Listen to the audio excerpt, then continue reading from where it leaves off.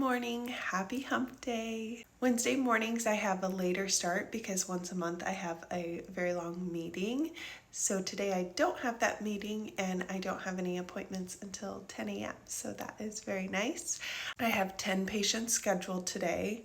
This late start is welcomed because I have 2 of the prior authorization requests for medicines to review still from yesterday, and I also have a PowerPoint presentation to create.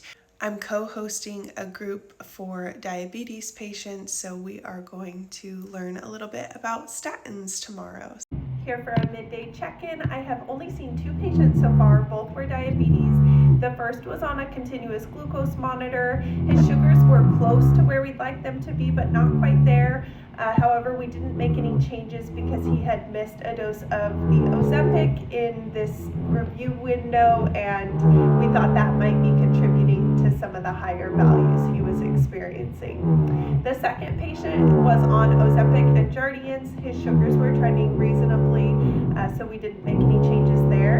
And then I actually didn't see the third patient. I worked with one of our residents who is doing hypoglycemia screenings for patients, low blood sugar screenings, and this was an elderly individual who was on glimepiride. Glimepiride is a part of the sulfonylurea drug class, and it can increase risk of low blood sugars, and individuals who are elderly are at greater risk if a low blood sugar were to occur. So the idea is to identify patients who are elderly and are on sulfonylureas with the hopes of discontinuing the medication if we're able to reduce the risk of low blood sugars. And I finished both of those prior authorizations that were lingering from yesterday.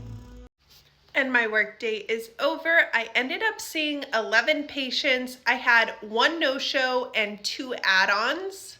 This afternoon, I saw 7 diabetes and 1 patient who was both tobacco and weight loss. Hope you have a good evening.